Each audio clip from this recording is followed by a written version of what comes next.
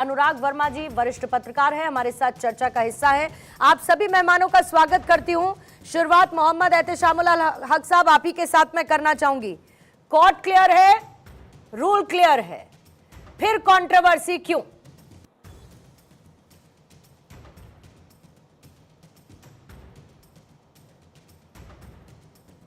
एहतेशामुल हक साहब।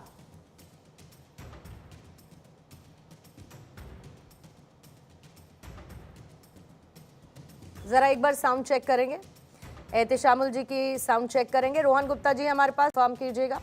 ठीक है, तो मैं स्टूडियो से ही शुरुआत कर लेती हूँ। एडवोकेट प्रदीप शर्मा आपके साथ शुरू करूंगी ताकि थोड़ा सा क्लैरिटी मिलनी चाहिए ऑपोजिशन को कि लीगल क्लैरिटी के साथ। अब जब कानून ने साफ तौर पर कह दिया कि इलेक्शन कमीशन को काउंटिंग स्टाफ तय करने का पूरी तरीके से अधिकार है, क्या इसके बाद ये पूरा का पूरा मैटर लीगल पर्सपेक्टिव से खत्म होता हुआ आपको दिख रहा है? पूर्णिमा जी, लीगल पर्सपेक्टिव के हिसाब से ही हाई कोर्ट और सुप्रीम कोर्ट ने अपना फैसला दे दिया है। दोनों के दोनों कोर्ट्स ने बड़ा स्पेसिफिकली, क्लियरली और विद लाउड वॉल्यूम ये क्लियर कर दिया है कि इसमें कोई एम्बिग्विटी नहीं है। अब आपका देखिए, मैं किसी पार्टी का प्रवक्ता नहीं हूँ, लेकिन सर्टेनली आप एक बात देखेंगे कि जो भी जो एपिसोड हैं, जो भी जिस तरह के डे बाय डे जो बयान आ रहे हैं, जैसे कि आप आज का ही एग्जांपल देख लीजिए, जब सुप्रीम कोर्ट ने अल्टीमेटली उनको फटकार लगा दी और बोल दिया नो इफ नो बट। आप एक बात को ऑब्जर्व करें, आप पहले जब शुरू आपने हाई कोर्ट में जब अपनी पिटीशन डाली थी, खारिज हो गई।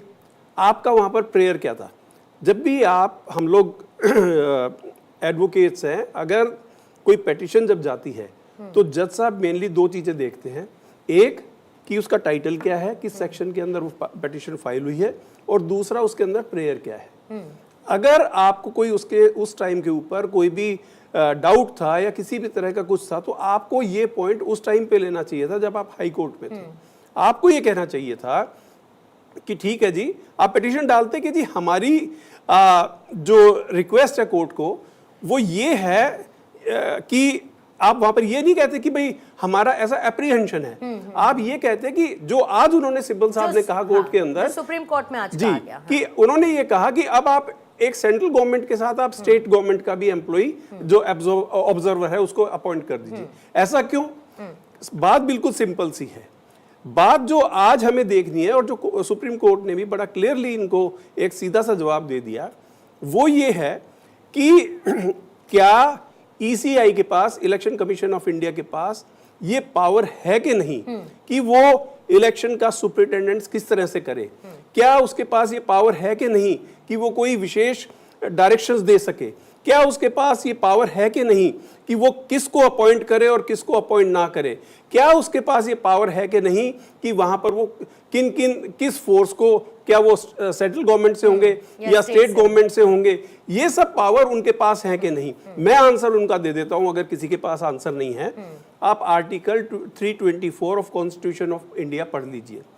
उसमें साफ साफ लिखा हुआ है that election, this is within the superintendence of Election Commission of India to appoint, to ensure that a fair and free election should take place in not only in states, but this is also applicable for the election of vice president and president. Right. तो जब up to vice president and president उस level के जो हमारे सर्वोच्च व्यक्ति हैं, उनको अगर अपॉइंट करने के तक के लिए और सुप्रीम इलेक्शन कमीशन के पास पावर है, और संविधान अगर ये बोलता है कि आप उन पावर्स का यूज कर सकते हैं, तो संविधान निहित है, फिर तो क्लियर है, इसमें किसी तरीके का कोई वायलेशन नहीं है, संविधान से बाहर की इसमें कोई चीज नहीं है। ना इलेक्शन कमीशन अपनी किसी भी पावर का दुरुपयोग कर रहा है, क्योंकि जो निहित है वो वही कर रहा है और वो उसकी आजादी का हिस्सा है।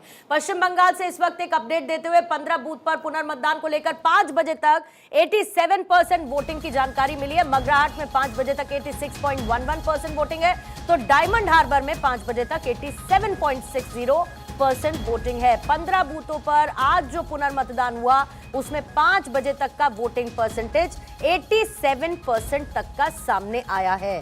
रोहन गुप्ता जी, सुप्रीम कोर्ट और हाई कोर्ट ने दोनों ने यह साफ कर दिया कि इलेक्शन कमीशन का फैसला वैध है। तो क्या ऐसे में ऑपोजिशन का नैरेटिव पूरी तरीके से कोलैप्स होता है?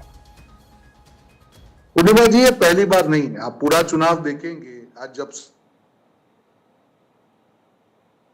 जब ट्रांसफर्स की गई तब भी वो लोग हाईकोर्ट गए, तब भी उनको मुक्की खानी पड़ी, आज भी उनको मुक्की खानी पड़ी। इनको समझना होगा कि ये संवैधानिक संस्था है। अगर जब भी कोई कदम उठाया जाता है तो ये इंश्योर किया जाता है कि जो भी सर्कुलर है, जो संवैधानिक प्रावधान है, उसके हिसाब से ही होंगे। फिर भी ये क्यों कर रहे हैं? आप ये मत समझिए कि इनको समझ में नहीं है कि ये लोग रिजेक्ट होने वाले हैं। कल भी आपने देखा होगा स्ट्रॉन्ग रूम का जो आया उसमें भी हल्ला खड़ा किया और फिर हकीकत मान ली कि नहीं इसमें तो कुछ नहीं है, प्रोसीजरल है। मुद्दा क्या है कि जब हार आपको सामने दिखती है पूर्णिमा जी, तब आपको एक नैरेटिव बनाना आपकी मजबूरी हो जाती है। जनता के सामने जाना तो है, 4 तारीख को पार्टी तो बंद नहीं कर देंगे। ये सारे मुद्दे मैं आपको कह के जा रहा हूं। आज जो बड़ी बड़ी बातें आज भी कर रहे हैं कि नहीं हम तो जीतेंगे, जब हारेंगे तब जाके चुनाव आयोग के दफ्तर के बाद बैठने की, ये सब पूर्व भूमिका है। देखिए, हम तो तब से कह रहे थे, तब तो हम ये कह रहे थे, आज सुप्रीम कोर्ट भी सवाल उठाने लग गए।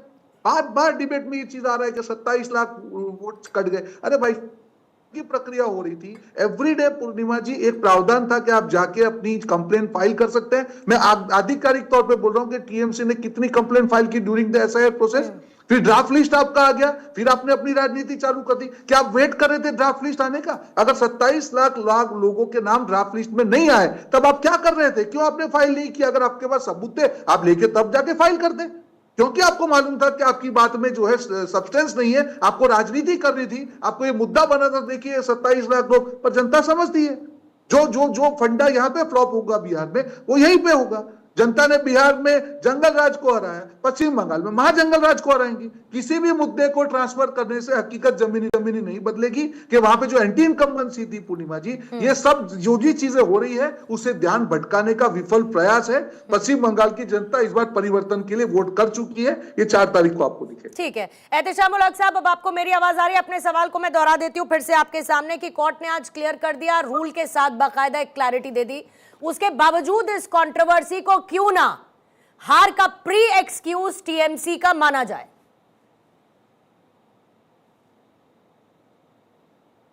अनम्यूट कर लेंगे एहतेशामुल जी।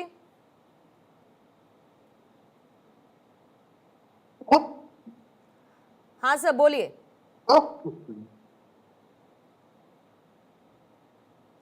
आज आवाज में दिक्कत है, आवाज में दिक्कत है, चेक करेंगे इनके।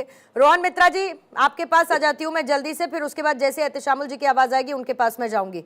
अब इसके साथ साथ आज जो सुप्रीम कोर्ट ने कहा रोहन मित्रा साहब, और हाई कोर्ट ने तो खैर याचिका को खारिज ही कर दिया, तो इससे कांग्रेस कोई सीख ले रही है? क्योंकि ईवीएम को लेकर तो सवाल आपने भी उठाए, इलेक्शन कमीशन को लेकर बार बार सवाल आपने भी उठाए, आज टीएमसी पर भले ही आप सवाल खड़े कर लीजिए, लेकिन क्या इसके साथ एक प्रेसिडेंट सेट नहीं होना चाहिए कि इलेक्शन कमीशन पर भरोसा तो दिखाना होगा? नैरेटिव बिल्डिंग आखिर ऑपोजिशन की कब तक चलती रहेगी? पूर्णिमा जी, आपने अपना शो जब स्टार्ट किया, अपने 4 दिग्गज नेताओं को दिखाए, उसमें अधीर रंजन चौधरी जो हमारे कांग्रेस के सीडब्ल्यूसी मेंबर है, उनका वक्तव्य आपने सुनाए आपके दर्शकों को। तो जब अधीर रंजन चौधरी जो बात बोला, उससे अलग के हटके तो मेरा कोई बोलने का है ही नहीं। देखिए, बंगाल